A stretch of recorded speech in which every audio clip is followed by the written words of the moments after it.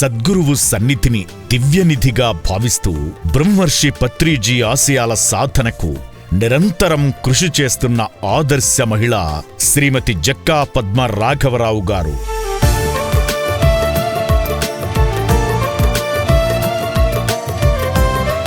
1989లో తన గురువు శ్రీ కన్నెగంటి వెంకట్రాయుడు గారి ద్వారా మంత్రోపాసన పొందిన ఆమె అనేక మంది ఆధ్యాత్మిక గురువుల సాన్నిధ్యం, జ్ఞాన సందేశాల ద్వారా ఆత్మజ్ఞానాన్ని అవగతం చేసుకున్నారు. 1997లో బ్రహ్మర్షి పత్రిజీ పరిచయం అనంతరం ఆయన ప్రేరణతో అచంచలమైన ధ్యాన సాధన కొనసాగించి విశిష్టమైన ధ్యానానుభవాలను పొందారు. విజయవాడ, శ్రీశైలంలో నిర్వహించిన ధ్యాన మహాయజ్ఞాలకు జక్కా రాఘవరావు గారికి తోడుగా నిలిచారు.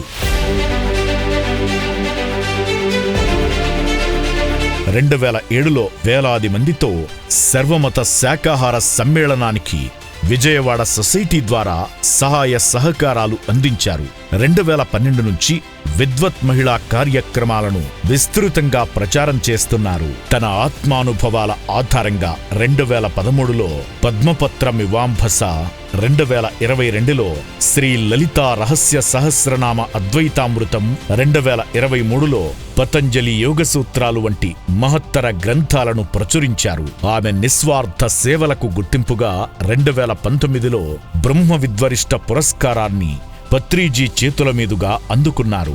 విజయవాడ పిరమిడ్ హౌస్ కి ధ్యానం నిమిత్తం వచ్చే వారందరికీ ఆతిథ్యంతో పాటు ధ్యానం నేర్పించే కార్యక్రమాలను శ్రీమతి పద్మగారు నిర్వహించేవారు. కుటుంబ సభ్యుల సహకారంతో సేవా కార్యక్రమాలను కొనసాగిస్తున్న శ్రీమతి జక్కా పద్మగారి సేవలకు మా హృదయపూర్వక కృతజ్ఞతలు.